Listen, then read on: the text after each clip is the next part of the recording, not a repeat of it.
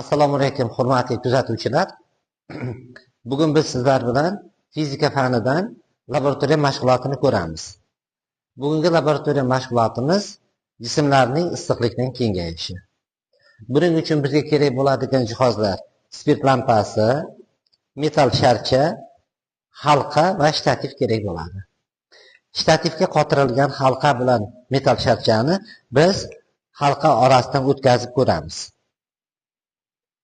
Mana hammamiz guvohi bo'lyapmizki, bu yerda metal sharcha halqadan hech qanaqa to'siqqa uchramasdan erkin holatda o'tayapti. Endi bu holatda biz metal sharchani spirtovkani yoqib olovda qizdiramiz va qanday jarayon ro'y berishini birgalikda ko'ramiz.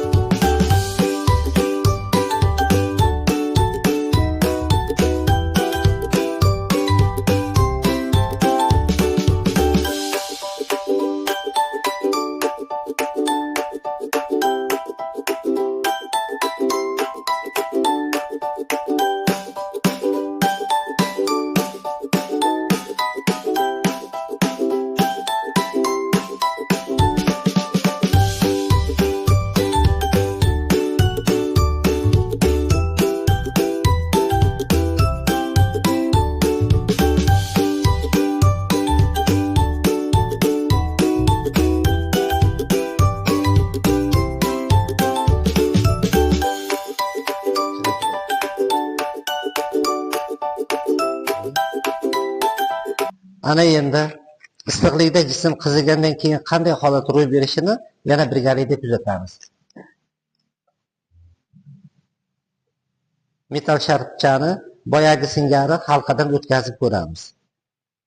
Hammamiz guvohi bo'ldikki, bu yerda metal sharcha halqadan o'tolmay tiqilib qoldi. Bundan shunday xulosaga kelamizki, issiqlik natijasida jism kengayganligini ko'ramiz. Biroz vaqt o'tgandan keyin qanday holat ro'y berishini yana kuzatamiz. Mana vaqt o'tyapti. Metal sharchamiz soviyapti asta-sekin. Sovishi natijasida